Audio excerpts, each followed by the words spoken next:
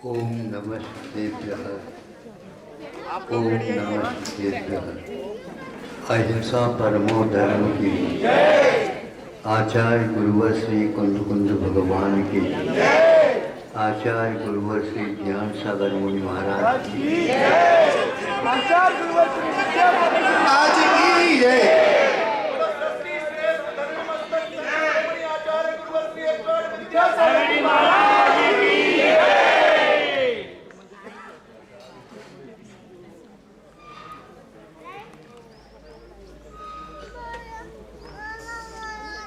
एक कोई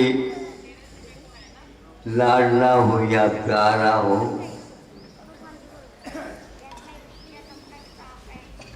और दादाजी की गोद की ओर बढ़ रहा हो और दादाजी थोड़ी सी मुस्कान दे देते हैं तो ऐसा लगता है कि अब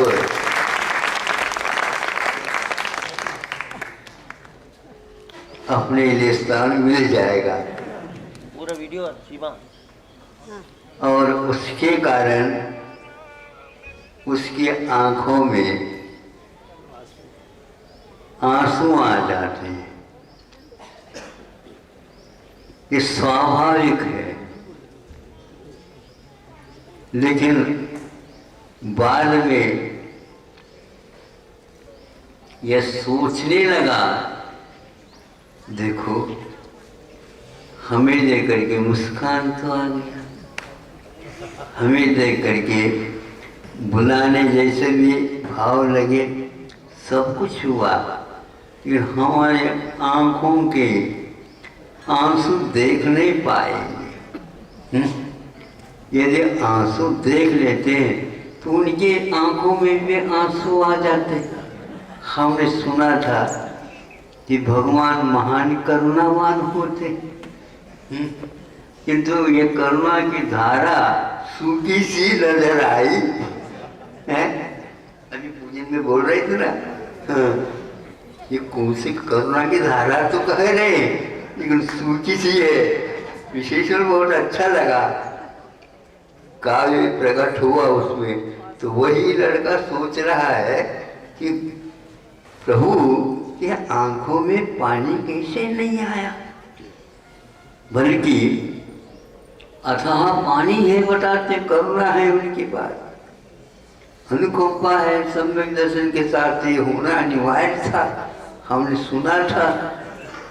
तो एकदम गंभीर हो गया। वो चाहता है मेरी आंखों में जैसे आंसू आ गए, उसी प्रकार उनके भी आंखों में आंसू आना चाहिए। ये अनुकंपा की परिभाषा नहीं है, सब में करुणा की अभिव्यक्ति आंसू से होती है। ये धारणा गलत धारणा है। समझ में आ रहा है आप लोग को? हाँ, यदि डॉक्टर लोगों के आंखों में भी आंसू आ जाए तो शल्य चिकित्सा होगी? बोलो ना, नहीं है ना? इसीलिए डॉक्टरों की आंखों में से आप पानी न दे करके उनकी एकाग्रता को देख करके मालूम पड़ जाएगा आपको कि इनके पास कितनी करुणा है। शल्य चिकित्सा करने वाला व्यक्ति यदि हाथ उसके कप रहे हो तो अनुकंपा के कारण तो वह शल्य चिकित्सा नहीं कर पाएगा, और सामने वालों को यदि शल्य से दूर नहीं कर पाए तो एक प्रकार से वह डॉक्टर उपाधि बहुत सारी ले रखा है, किसी काम की नहीं है। इसीलिए हम हर एक व्यक्ति के साथ एक ही मात्र व्यवहार, एक ही मात्र मुद्रा, एक ही मात्र भाषा, एक ही मात्र व्यवहार देखना चाहें ये हमारी नासमझी मानी जाती। भगवान कभी भी शोकग्रस्त नहीं होते, जो शोकग्रस्त हैं उनको भी अशोक बना देते।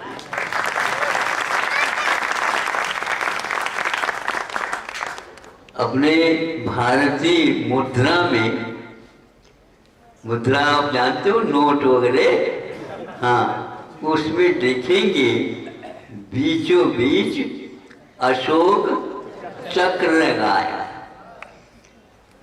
हमने सोचा अशोक वृक्ष लगा देते, उसमें भी अशोक ही आया है। नहीं, अशोक वृक्ष न लग करके उस मुद्रा में नोट के ऊपर अशोक चक्र लगाया। यहाँ शोक का कारण क्या है ये हम समझ सकते हैं अशोक से। शोक पानी बहाने से ही शोक नहीं अभिव्यक्त होता, किंतु हम कर्तव्यनिष्ठ हो जाए तो फिर देखो वहां घूमता नजर आता। यद्यपि चक्र घूम नहीं रहा है, लेकिन चक्र को देखेंगे आप, हमेशा हमेशा उसके पहलू ऐसे दिखते हैं जैसे घूम रहे हो। कभी कभी इधर इधर भी घूम रहे हो और इधर इधर भी घूम रहे हो, क्योंकि उसमें बहुत सारे पहलू हैं। उन पहलू के कारण हमारी आंखों की दशा स्थिर नहीं रह पाती, इसलिए ये घूमने लग जाती है हमारी आंखों की स्थिति। इसलिए उसमें घूमता हुआ चक्र लगता है कि जो घूमता है वो शोकग्रस्त हो सकता है, किंतु वस्तु के परिणमन को जानने वाला व्यक्ति, वस्तु कभी रुकती नहीं, परिणमशील है, फिर भी उसको देख करके तटस्थ बना देता है अपने आप को, वह अशोक माना जाता है। इसलिए अशोक वृक्ष न दे करके अशोक चक्र उस मुद्रा में रखा गया है कि दादाजी की आंखों में पानी नहीं आ सकता, क्योंकि बहुत पानी बहा दिया उन्होंने जीवन पर्यंत। नहीं समझे? अब सामने वालों को समझाना है कि मैं तो रवाना होने वाला हूँ, तुम शोक करते हुए बैठेंगे, अशोक नहीं बन सकोगे, ध्यान रखो। अशोक की जीवन गाथा पढ़ो तो ज्ञात होगा आप लोग। वह अशोक इस रणांगन में कूदा और रणांगन में कूद करके संहार किया, बहुत कुछ जनता का संहार हुआ, फिर बाद में आंखों में पानी आता है। ये ठीक नहीं किया। उसी प्रकार सम्यक दृष्टि रोना वाला होता वही करुणावान है, नहीं तो भगवान तो हमेशा रोते ही रहे, तो दुनिया के आंसू को कब पहुंचेंगे? मुहारना आज नहीं किया हमने तो अपने आंगन को मुहारना नहीं। मुहार कहाँ है बताओ तो ना। ऐसा कुर्सी पर बैठना चाहते तो कौन मुहारने वाला आंगन को? ध्यान रखो, दुकानदार वहाँ सही दुकानदार माना जाता जब दुकान खोलता और आंगन को अपने हाथ से साफ करता है, क्योंकि वह साफ करता करता देखता भी रहता है कि किधर से ग्राहक आ रहा है। नहीं तो देखे वहां लोगों का कुछ नहीं होता, पानी का छिड़काव अपने आंगन में स्वयं करें, दूसरे के यहाँ चले जाए छिड़काव अच्छे करो, ऐसा कहेंगे। हाँ, अतिथि हूं मैं, स्वागत करो। ये रिवाज नहीं, ये कर्तव्य है। कर्तव्य जब बहुत हद तक चलता है तो उसको रिवाज बोलते हैं, अथवा परंपरा बोलते हैं, अथवा आमनाय बोलते हैं, अथवा और कोई भी शब्द के द्वारा हम बोल सकते हैं। इसलिए आप लोग हमेशा हमेशा दादाजी की आंख से या पिताजी की आंख से करुणा के कुछ धार को देखना चाहते हैं तो तुम कभी भी कर्तव्यनिष्ठ नहीं बन सकते हो। इसलिए लाड़ भी है तो प्यार भी है। मैं समझे तो लाड़ प्यार करो, लेकिन जब अनुकंपा क्या बोलते हैं आप लोग, पेपर तो लिख दिया, गुरुजी गुरुजी जिसे लिखा, जिसे एक वाक्य लिख दिया, गुरुजी कृपांक को भी आप पहचानते हो कि? अरे उस समय वो सोचता है अरे ये तो बहुत आगे की बात कर रहा है, तो वह एक कम कर देता है अंक। तो मांगने के लिए कहीं लिखा हुआ था, पाठ्यक्रम में कहीं लिखा हुआ कि मांग करके अंक ले। अंक तो अंक है, वह आधा भी दिया जा सकता, पाव भी दिया जा सकता, छुनाक भी दिया जा सकता। तो यदि नहीं है तो एक शून्य भी दिया जा सकता, और ज्यादा अक्कल चढ़ाओगे तो 2 शून्य भी आपको दिए जा सकते हैं। अंक मत मांगो, तुम्हारे तो बहुत शून्य दे रहे हैं, लेकिन शून्य का कोई भी महत्व नहीं होता यदि शून्य के पीछे अंक नहीं होता। समझे? शून्य के पीछे यदि अंक है, एक भी है, तो भी वो दायना तो कहलाएगा, सैकड़ा कहलाएगा, सहस्र कहलाएगा। भिन्न भिन्न दशकों के बाद उसके रूप बदलता चला जाता है। फिर उस अंक को देख करके ही लोग कहते हैं भैया ये तो मालो माल वाला है, तो इससे सौदा तो कर ही लेना चाहिए। ग्राहक आपको प्रेरित करता है अथवा लुप्त कर देता है, लेकिन आपका माल भी उसको प्रेरित करे और लुप्त करे, वह अपने आप की होश हवास भूल जाए, इसको तो आज खरीदना ही है, तब कहीं जाकर के सौदा होता है। और तुम केवल कीमत मूल्य सुन करके अथवा बता करके घटा बढ़ा करके आप खरीदना चाहो, असली माल नहीं मिल सकता। सुन रहे हो क्या? नहीं आओ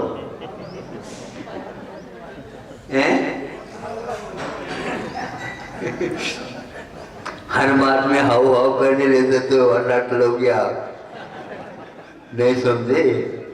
हाँ, हाँ का अर्थ होता है एक प्रकार विधि परक कार्य कुछ हुआ है क्या नहीं। ना का अर्थ होता है करने योग्य कार्य नहीं हुआ, तो वो भी कह देता तुम एक बार ना कहो तो हम ना ना, नहीं समझे? हाँ, इसका अर्थ अलग निकलता है। इसलिए हमारा कहना है कि आप लोगों के लिए 9 महीने से विराम मिला है। अब धीरे धीरे आपकी गाड़ियां बाहर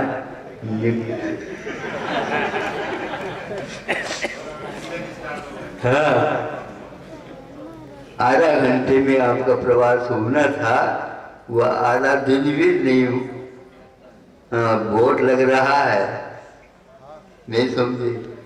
कई व्यक्तियों के मुख से सुना महाराज हमारे घर के कई सदस्य, पूरे सदस्य तैयार हो गए, हम अब जाना है, आज तो छुट्टी है, मिल जाएगी।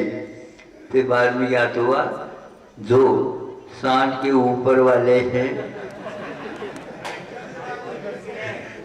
और छोटे बच्चे हैं, कोई नहीं, मतलब काम के ही अलाव है।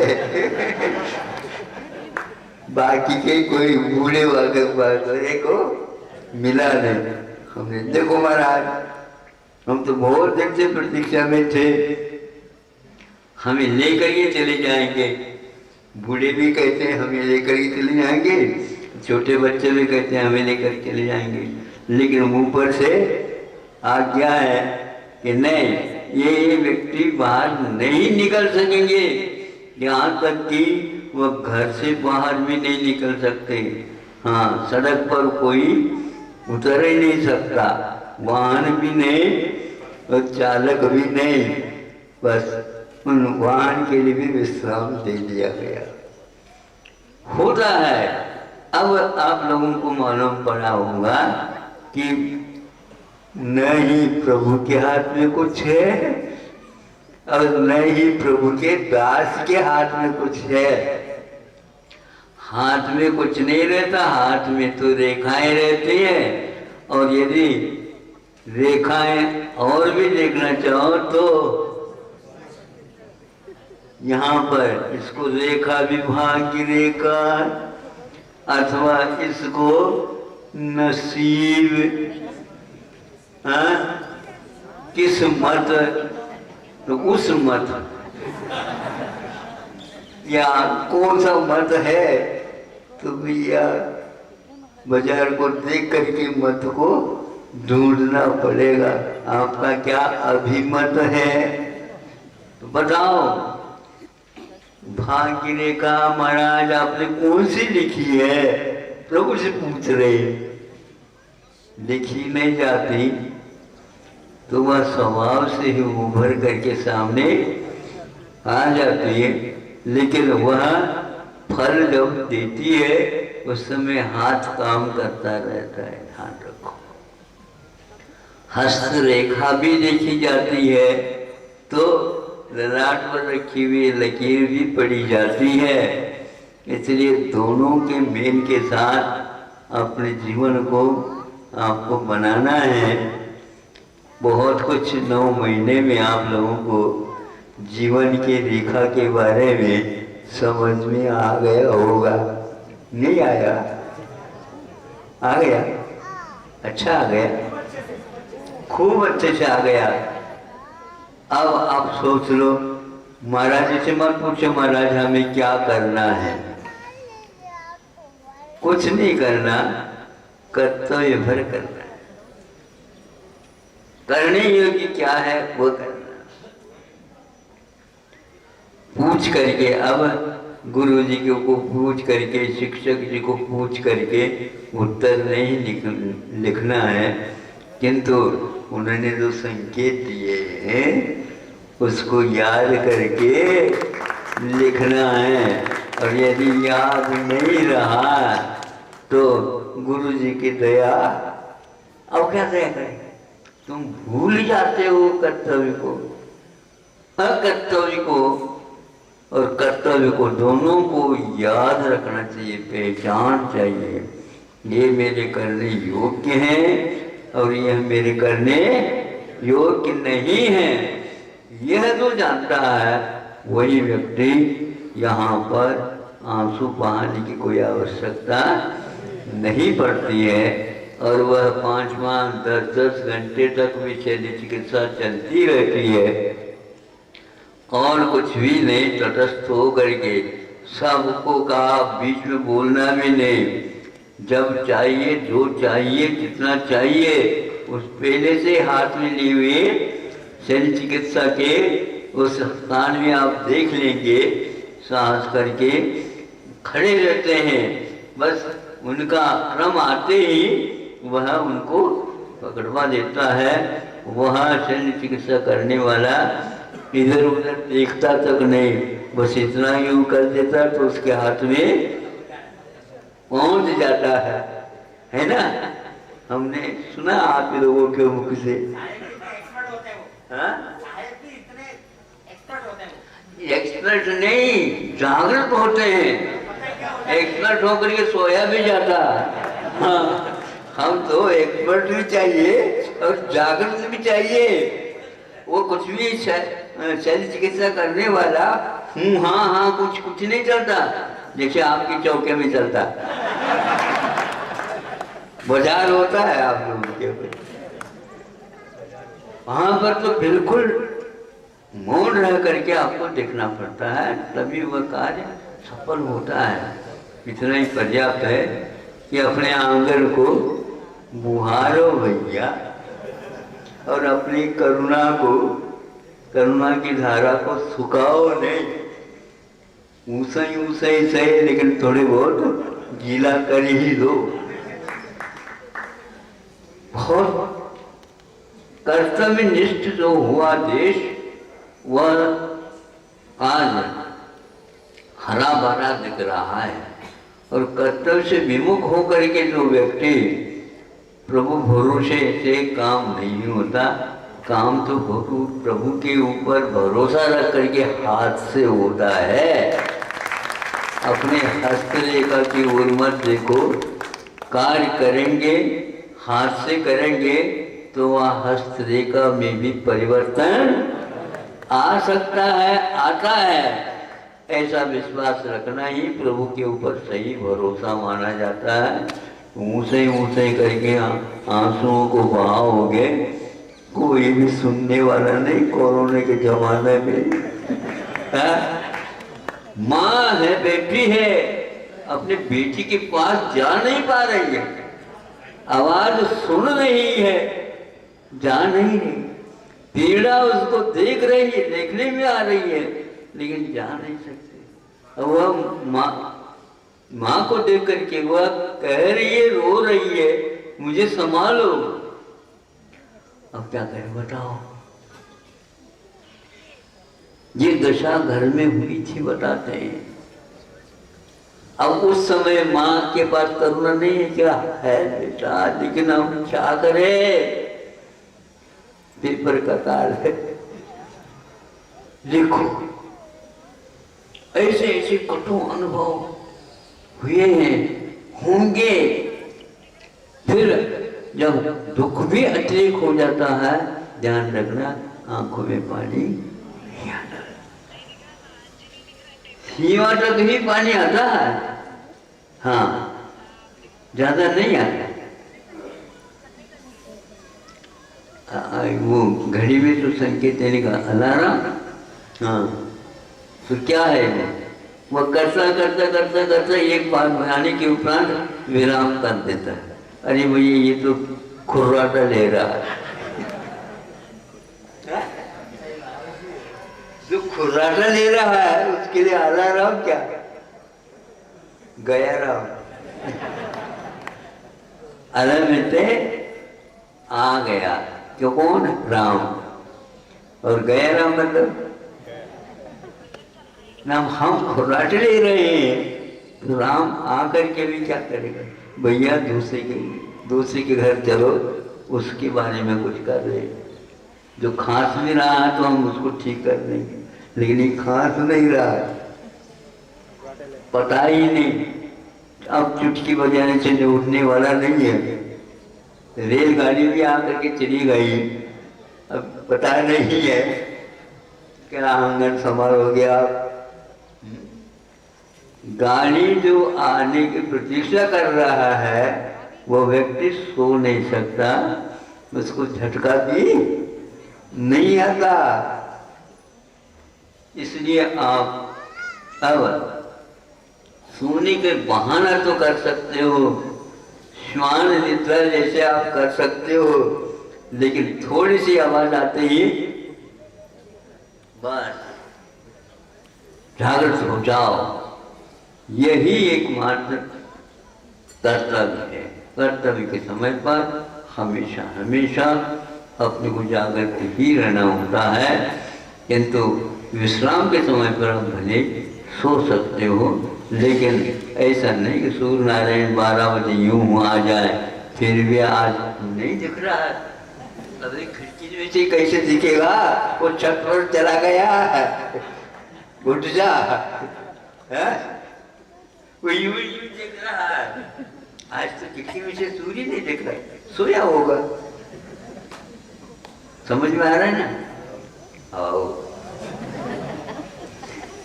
अहिंसा परमो धर्म की। आचार्य भगवान से